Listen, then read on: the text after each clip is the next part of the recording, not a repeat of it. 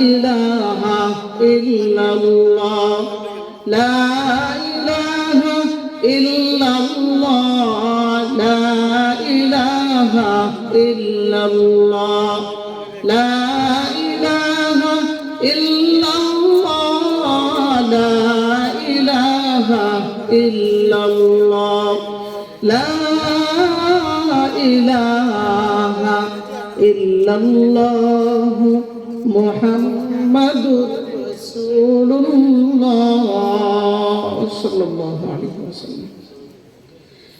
আলহামদুলিল্লাহ, বৃহত্তর কসবা গ্রামবাসী মর্দেগানের ইসরায়েলের সব উপলক্ষে 12তম বার্ষিক ইসলামী মহাসম্মেলনের সম্মানিত শ্রদ্ধেয় সভাপতি মণ্ডলীগণ, মুআজ্জাজ মুকাররম উলামায়ে কেরাম, বাসা বাড়িতে পর্দার আড়ালে আমার অত্যন্ত শ্রদ্ধেয় সম্মানিত মা ও বোনেরা, স্টেজে উপবিষ্ট আছেন মুরব্বিয়ান আওয়াম ও উলামায়ে কেরাম, জাতির মাথার মুকুট সেরে তাজ উলামায়ে কেরাম, মহান রব্বে কাবার দরবারে কালিমাতুশ শুকর আদায় করছি যে মহান রব্বুল আলামিন আপনি আমাদিগকে এই ফিতনা ফাসাদের জামানায় কোরআন ও হাদিসের ভিত্তিতে সহিহ তরিকায় একদিনই এক মজমা আল্লাহ তাআলা প্রস্তুত করার সুযোগ আল্লাহ তাআলা দান করেছেন এবং পাশাপাশি এই দিনই মজমা থেকে কিছু নেক সংগ্রহ করার সুযোগ আল্লাহ তাআলা দান করেছেন। এই জন্য এই মহান রব্বে কাবার দরবারে কালিমাতুশ শুকর আদায় করছি আলহামদুলিল্লাহ। আল্লাহ পাক রব্বুল আলামিন আপনি আমাদেরকে দুনিয়াতে পাঠিয়েছেন একমাত্র আল্লাহ তাআলার গোলামি করার জন্য। যে যত আল্লাহ তাআলার গোলামি করবে তত আল্লাহ তাআলার পেয়ারা বান্দা হবে। আল্লাহ তাআলার গোলামি ছাড়া দুনিয়াতেও দাম নাই, আখিরাতেও দাম নাই। আল্লাহ তাআলার গোলামিতে যারা মগ্ন নয়, যারা আল্লাহ তাআলার ইবাদতের দিকে মগ্ন নয়, তাদের দুনিয়াতে আল্লাহ তাআলা তাদের দাম বাড়ান না।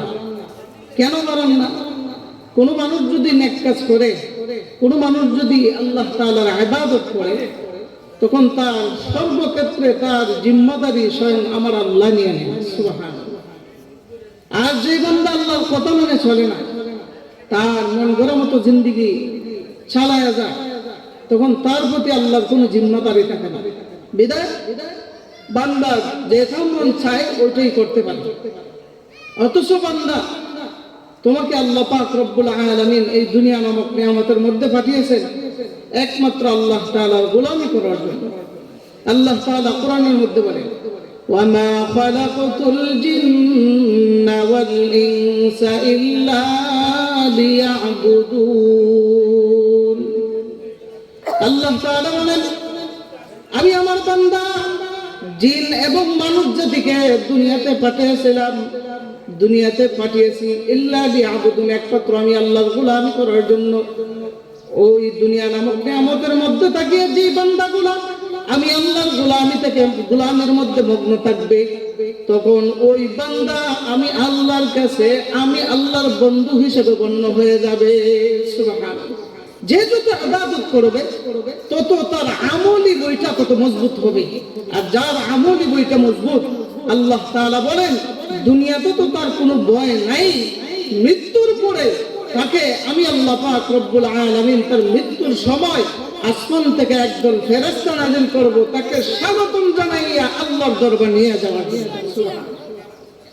আল্লাহ তাআলা বলেন, ইন্নাল্লাযীনা ক্বালু রাব্বুনাল্লাহ, যারা ঈমান এনেছে আর বিশ্বাস করেছে একমাত্র রব আমার আল্লাহ, সুম্মা ইসতাকামু, এই কথার উপর ইস্তেকামত থাকছে, অটল থাকছে, তাতানাজ্জালু আলাইহিমুল মালাইকা, আমি আল্লাহ পাক রব্বুল আলামিন তার মৃত্যুর সময় আসমান থেকে একদল ফেরেশতা দুনিয়াতে নাযিল করব। তাতানাজ্জালু আলাইহিমুল মালাইকাতু আল্লা তাখাফু, ওই ফেরেশতাগুলোকে আমি বলবো আমার বান্দার খানের কাছে গিয়া বলো আল্লাহ তাখাফু, তার কোনো ভয় নাই, সুবহানাল্লাহ, ওয়ালা তাহজানু, তার কোনো চিন্তা নাই, ওয়া আবশিরু বিল জান্নাহ। আমার বান্দা দুনিয়া নামক এই নিয়ামতের মধ্যে তাকিয়া দুনিয়াটা এত সুসজ্জিত করে দিয়েছিলাম, বান্দা দুনিয়ার পিছনে পড়ে নাই, আমি আল্লাহকে ভয় করেছে, আমি আল্লাহকে রব বলে স্বীকার করেছে, আমি আল্লাহর কথার উপর ইস্তেকামত থাকছে, অটল থাকছে, টাকার কারণে আমি আল্লাহ পাক রব্বুল আলামিন তাকে খুশি হইয়া ফেরেশতাদের মাধ্যমে তাকে সুসংবাদ দিলাম, গিয়া বলো তাকে ওয়ালা তাহজানু, তার কোনো চিন্তা নাই, ওয়া আবশিরু বিল জান্নাহ, এই মুহূর্তে তাকে জান্নাতের সুসংবাদ দাও, সুবহানাল্লাহ। জান্নাতের সুসংবাদ দিয়া আল্লাহ তাআলা তাকে দুনিয়া থেকে উঠাইয়া আল্লাহর দরবারে নিয়ে যায়, সুবহানাল্লাহ। অতএব এই দুনিয়া নামক নিয়ামতের মধ্যে যে বান্দারা যত ইবাদত করবে তত আল্লাহর মনোনীত হবে। আর যদি কেউ ইবাদত করে না, আমার আল্লাহকে অস্বীকার করে, আমার আল্লাহর কথা মতো চলে না, তার জিন্দেগি মতো চালায়, ও বান্দা তুমি কার জিন্দেগি মতো তোমার জিন্দেগিটাকে চালাইতেছো? তুমি কাকে নিয়ে ভরসা করতেছো? কার উপর তুমি তাওয়াক্কুল করতেছো? তুমি নিজেকে তুমি কি ভাবতেছো? আল্লাহ তাআলা বলেন তুমি নিজেকে কি ভাবতেছো? আরে তুমি একটা সময় এমন কিছু ছিলে, তোমাকে উল্লেখ করার মতো কোনো কিছুই ছিল না রে বান্দা। আমি আল্লাহ পাক রব্বুল আলামিন তোমাকে জীবন দিলাম, তোমাকে মানুষ বানাইলাম, মানুষের ঘরে জন্ম দিলাম, শ্রেষ্ঠ নবীর উম্মত বানাইলাম, তোমাকে এত মর্যাদাশীল বানাইলাম, কিন্তু দেখা যায় আজকে তুমি আমার দেওয়া দেহ, আমার দেওয়া জান, আমার দেওয়া মাল পাইয়া আজকে তুমি নিজেকে নিজে বাহাদুর বলে মনে করো। আরে বান্দা তুমি কি মনে করতেছো? আরে তুমি একটা সময় এমন ছিলা, আল্লাহ বলেন হাল আতা আলাল ইনসানি হিনুম মিনাদ দাহরি লাম ইয়াকুন শাইআন মাযকুরা। আল্লাহ বলেন তোমাকে উল্লেখ করার মতো একটা সময় কোনো কিছুই ছিল না, তুমি ছিলে একটা নাপাক ফোঁটা পানি, এই পানি থেকে আমি আল্লাহ তোমাকে এত বড় করলাম, আজকে এই নাপাক পানি থেকে এত বড় হইয়া আমি আল্লাহর সঙ্গে তুমি বাহাদুরি দেখাও। নাউযুবিল্লাহ। আল্লাহ তাআলা বলেন তোমাকে আমি জীবন দিলাম, তুমি ছিলে একজন মৃত, তোমাকে আমি আল্লাহ জীবিত করলাম, জীবিত করিয়া দুনিয়া নামক নিয়ামতের মধ্যে পাঠাইলাম, আবার ওই জায়গা থেকে তোমাকে আমি বের করে আনবো। বান্দা তুমি যতই বাহাদুরি করো, তোমাকে কেউ দুনিয়াতে কাউ বানায় নাই, একমাত্র আমি আল্লাহ বানাইছি, কারণ তুমি ছিলে মৃত।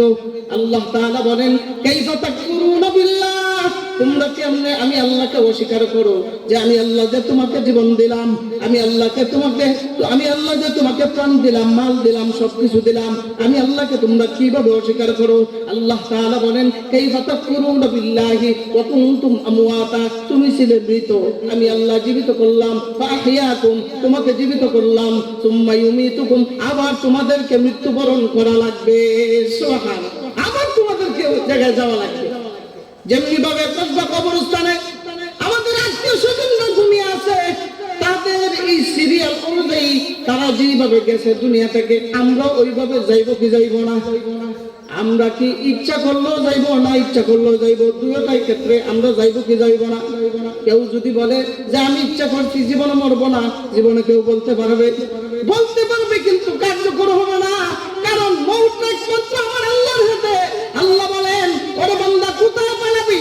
আইনামা তাকুনু ইউদরিকুমুল মাউত ওয়ালাউ কুনতুম ফি বুরুজিন মুশাইয়াদা। এরে বান্দা তুই কোথায় পালাবি? পালাইবার তোর জায়গা নাই, যদিও তোকে লোহার নির্মিত ঘর দিয়া ওই জায়গার মধ্যে তোকে বন্দী করা হয় যে আজরাইলে তোর জান নেবে না, বলেন তো এই লোহার ঘরের ভিতর থেকে আজরাইলের জান নেওয়ার ক্ষমতা আছে না নাই? এটা একমাত্র আমার আল্লাহ, আমার আল্লাহর ক্ষমতা। এই জন্য এই ক্ষমতাটা একমাত্র আমার আল্লাহর হাতের মধ্যে রেখে দিয়েছেন। দুনিয়ার কোনো মানুষের হাতে মৌত রাখেন নাই, দুনিয়ার কোনো মানুষের হাতে হায়াত রাখেন নাই, একমাত্র আমার আল্লাহর হাতে রেখে দিয়েছেন, আমার আল্লাহর হাতে রেখে দিয়েছেন।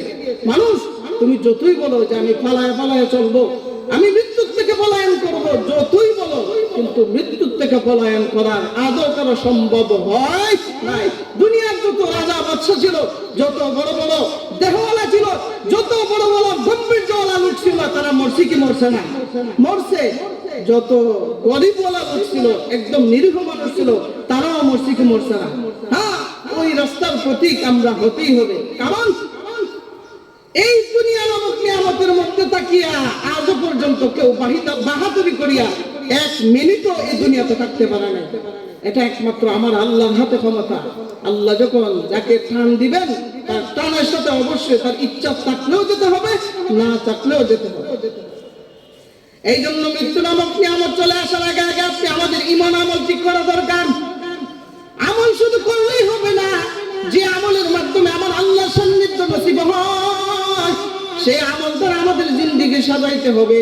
আল্লাহ তাআলা বলেন, কেন তোমাদেরকে মৃত্যু দিলাম, কেন তোমাদেরকে হায়াত দিলাম, কেন তোমাদেরকে আমি আল্লাহ তাআলা জীবন দিলাম, এটা তোমার জন্য পরীক্ষা। আল্লাহ তাআলা বলেন, আল্লাযী খালাকাল মাউতা ওয়াল হায়াতা লিয়াবলুয়াকুম আইয়ুকুম আহসানু আমালা। এর বান্দা, তোমাকে আমি কেন জীবিত করলাম, আবার তোমাকে কেন মউত দিলাম, কেন জানোনি? এটা তোমার জন্য পরীক্ষা। কেন? আইয়ুকুম আহসানু আমালা, যেন তোমরা ভালো আমল করতে পারো। বেশি আমল নয়, ভালো আমলের প্রয়োজন। বেশি আমল আপনি করবেন, ওই আমলটা কবুল হয়েছে কিনা জানি না, কিন্তু যে আমলের মধ্যে ইখলাস থাকবে, যে আমলের মধ্যে রিয়া থাকবে না, তাকাব্বুরি থাকবে না, অহংকারী থাকবে না, বাহাদুরি থাকবে না, যে আমলের মধ্যে তাকওয়া থাকবে, ইখলাস থাকবে, ওই আমলটা করতে দেরি আমার আল্লাহর দরবারে কবুল হইতে 1 মিনিটও দেরি না। সুবহানাল্লাহ। এই জন্য অনেক মানুষ বলে যে আমরা এত দোয়া করি, দোয়া কবুল হয় না কেন? হ্যাঁ, দোয়া কবুল হয়, তবে কিছু দোয়া আছে ডাইরেক্ট কবুল হয়, কিছু দোয়া আছে আসমানে ঝুলন্ত থাকে, আবার কিছু দোয়া আছে এইটার পরিবর্তে আপনার ভালোর জন্য আল্লাহ অন্যটা ঘুরায় দেন। সুবহানাল্লাহ, অন্যটা ঘুরায়। এই জন্য আল্লাহ তাআলার কাছে বেশি বেশি দোয়া করা। কারণ মৃত্যু নামক নিয়ামত যদি আমাদের চলে আসে, ইচ্ছা করলেও আপনি ইবাদত করতে পারবেন না।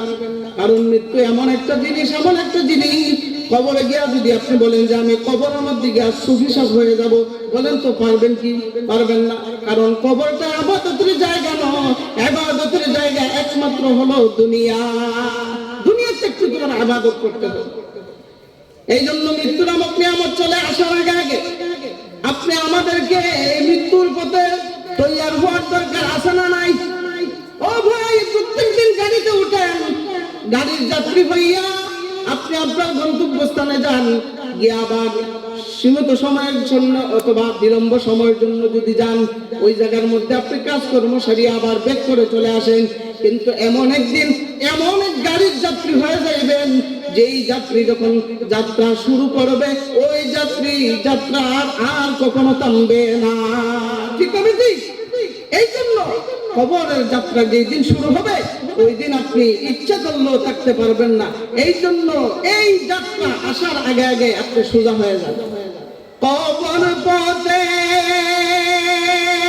যাত্রী তুমি কয়দিন থাকবা দুনিয়া,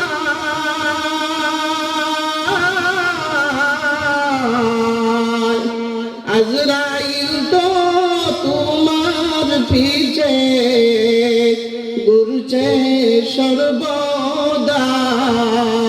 ঠিক হবে? ঠিক। আজরাইল তো তোমার পিছে ঘুরছে সর্বদা। কবর যে কঠিন মাকাম, পড়বে ধরা পাপী তামাম, চলছা তৈরি করার মতো, চলছা তৈরি করার মতো জায়গা সে তো নয়। আজরাইল তো তোমার পিছে ঘুরছে সর্বদা। আজরাইল তো তোমার পিছে ঘুরছে সর্বদা। কবরেতে যাওয়ার পরে ধনী গরিব সবার দরে নিষ্ঠুর নির্দয় হইবে সেদিন, নিষ্ঠুর নির্দয় হইবে সেদিন, যদি আমল নাহি পায়। আজরাইল তো তোমার পিছে ঘুরছে সর্ব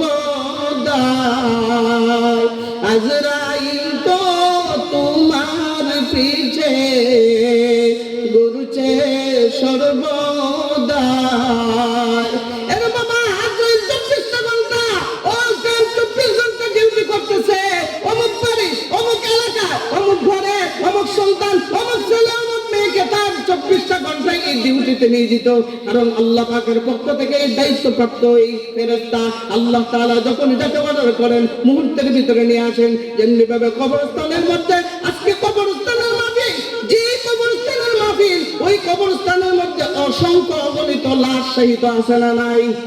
তাদের কাছে আজরাইল গেছে কি গেছে না? গেছে। এই জন্য কবরস্থান আপনি আমাদের জন্য অনেক বড় একটা শিক্ষা। আল্লাহ নবীর সাহাবী হযরত উসমান রাদিয়াল্লাহু তাআলা আনহু যখন কবরের পাশ দিয়ে যখন যাইতেন, তিনি চিন্তায় বিভোর হয়ে যাইতেন, কান্নাকাটি শুরু করে দিতেন।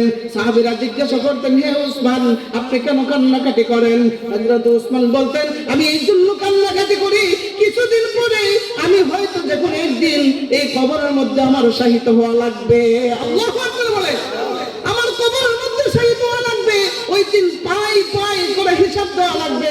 আল্লাহর দরবারে আমি কি হিসাব দেব? ওই হিসাবের চিন্তায় আমি উসমান কবর দেখলে আমার তো অটোমেটিক কান্না চলে আসে, কান্না চলে আসে। এই জন্য মৃত্যুর জন্য অল টাইম 24 ঘন্টা প্রস্তুত হওয়া দরকার, কারণ মৃত্যু কাউকে ছাড় দেয় না, মৃত্যু কাউকে ছাড় দেয় না।